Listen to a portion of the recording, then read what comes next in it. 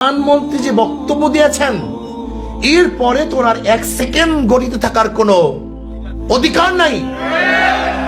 তিনি কি বলেছেন? ইউরোপ কান্ট্রির অনেক জায়গায় সীমানা নেই, বর্ডার নাই, তার কি বিক্রি হয়ে গেছে? তার মানে উনি ইঙ্গিত দিচ্ছেন অচিরেই বাংলাদেশের বর্ডার থাকবে না।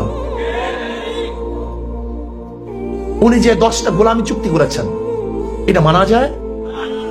উনি আমাদের ব্যবসা বাণিজ্য সব ধ্বংস করে দিয়েছেন।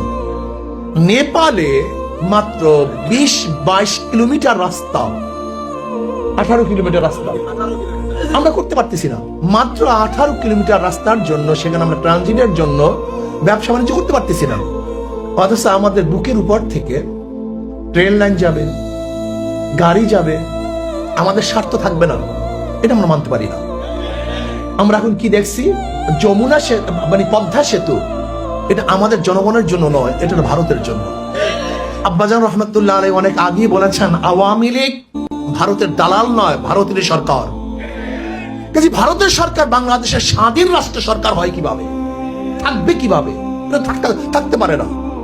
আজকে আওয়ামী লীগ সরকার লজ্জাহীন ভাবে নিজের বাংলাদেশের জন্য কোনো স্বার্থ আদায় করতে পারে না, বরং সমস্ত স্বার্থ জলাঞ্জলি দেয়।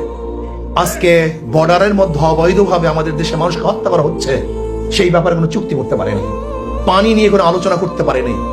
আমাদের দেশের পণ্য সে দেশে যাবে এরকম কোনো চুক্তি সেখানে নাই।